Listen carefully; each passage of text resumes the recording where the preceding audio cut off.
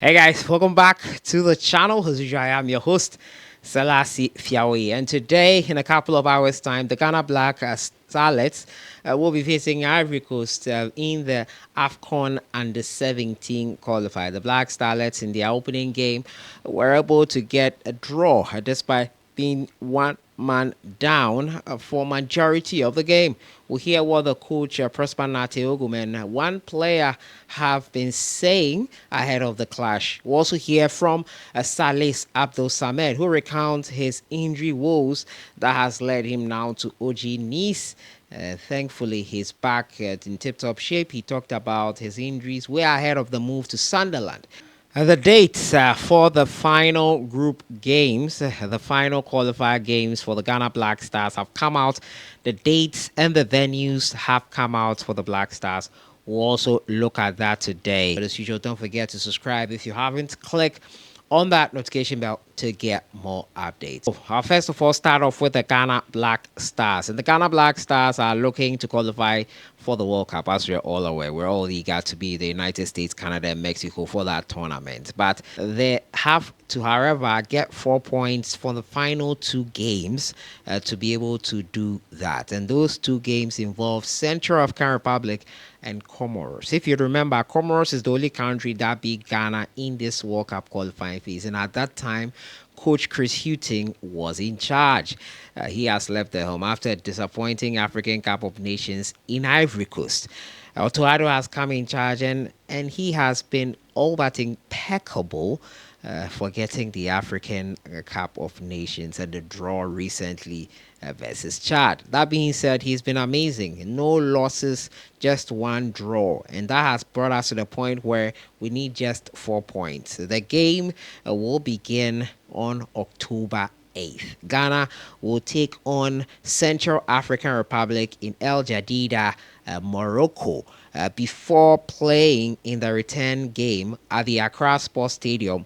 On October 11th, they will be playing versus Comoros, the only country that was able to beat Ghana 1-0 away from home. It will be a quote-unquote revenge mission. Qualification could have been secured before that final game. It will be interesting to see how other results elsewhere could influence that. But should Ghana win our first game versus Central African Republic in faraway Morocco, we will have the need for just a draw versus Comoros, and that could mean that other results could be unnecessary for us. However, we could still qualify if other teams in and around us falter in their game. So, first of all, it's a good thing that it's still in our hands. Secondly, there are alternatives that could get us there. But I would want to reduce the nerve-wracking moments and secure all the 3 points in both games. But the dates are 8th October and then 11th of October for the Ghana Black Stars when they take center stage once again next month. So today at 6 p.m. GMT Ghana time, we will have the second game for the Ghana Black Starlets under coach Prosper Nate Ogum. In the first game, I'm sure you watched the highlights here on the channel. You saw their performance in the AFCON Under 17 opener versus Togo. They had a red card early on, but managed to get a draw at least. They took the lead, to be honest with you, and the penalty was what brought Togo back into it. But that being said, Prosper Nateogum is looking at the lessons learned from that game, and hopefully it will help them do better in this one here. He spoke ahead of the game and was impressed with the team's performance. Creating the chance is not the problem. It's about conversion. And because of that, we had a full session on goal scoring in our last training session, he said. The former Wafa boss explained how the team has been simulating real match scenarios to improve their finishing. Some of the situations that happened in the game were recreated, and we worked on the finishing in our last training session. The conversion was good at training, and I'm sure our conversion against Ivory Coast will be better. Hopefully, it improves, and hopefully, we get all the maximum 3 points because it is very important in qualifying for the AFCON Under 17 itself, which will also translate to a qualification into the AFCON and a World Cup under 17, which unfortunately Ghana will not be part of this year. It will be hosted in Qatar. And now Ernest Ofori, who is the captain of the side, also spoke about his team's preparedness, saying, "We're fully prepared for Ivory Coast. We know what it's at stake, and we've worked hard in training to put ourselves in a good position.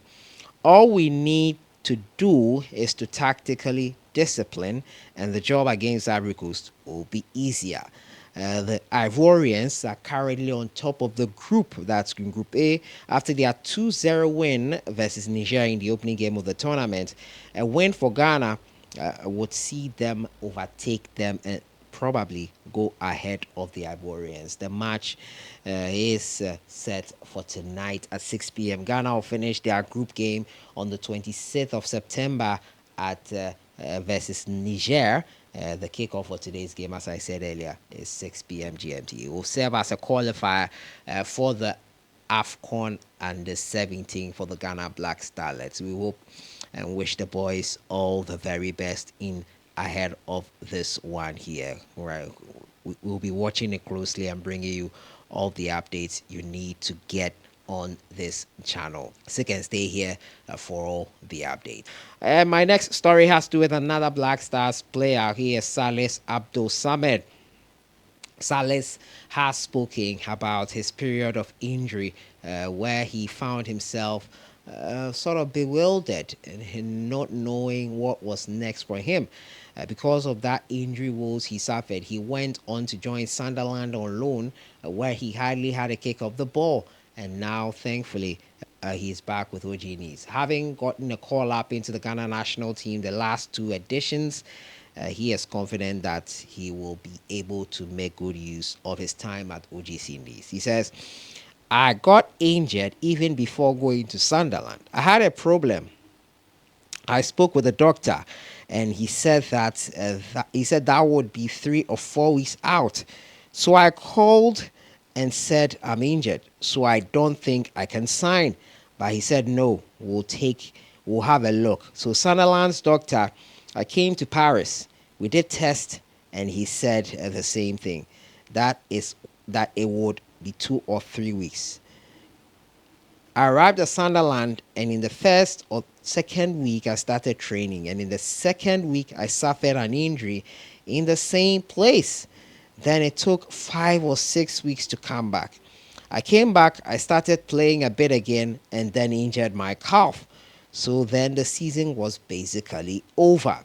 The Black Stars midfielder is currently in the books of OGC Nice, while after departing RC Lens on a permanent deal during the summer transfer window. The game of football, the footballers are going through a lot. They go through a lot before they come on the pitch and display for us. Sometimes we're a bit too heavy on the criticism at times without knowing what a player is going through before coming onto the pitch to play some football for us to be entertained.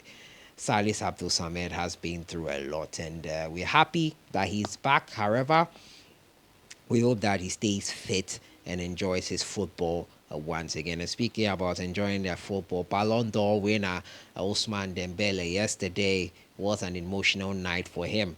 He had his family there, but Ousmane is someone who is also currently injured. The game of football, the amount of games being played, the club World Cup coming into the equation, and all the issues with football calendar being congested doesn't make things easy. Congratulations to Ousmane Dembele on winning the best player of the year. Well deserved. The Ballon d'Or, the most coveted award in world football. Forget what everyone says about the Ballon d'Or being a scam and all that. Everyone still wants to win it. And with the likes of Messi and Ronaldo out of the picture for the foreseeable future because of being in the twilight of their careers, it's up for grabs. And right now, Ousmane Dembele, who has never been crowned or never been in the short lists for the Ballon d'Or since 2019, he won it for the first time when he was drafted into the list. Amazing, amazing. Things can just change in a matter of 24 months or 12 months. if you put in the work. And that is testament to what has happened to Osman Dembele. We wish him all the very best. We hope that this is a turning point for him for greater things. We'll see how it all unfolds for him in the coming 12 months, where the Ballon d'Or race has started already. And with his injury, we hope that it won't deter him from probably trying to retain the crown, but we'll see. We'll see. Conversations have started already with other players. And that is how I end it for today. Congratulations to the Ballon d'Or man, Ousmane Dembele. The Ghana under-17 side will be in action this evening. Be sure to follow our channel and platforms across social media for all the updates. I'll see you guys in the next one. Enjoy the rest of your day.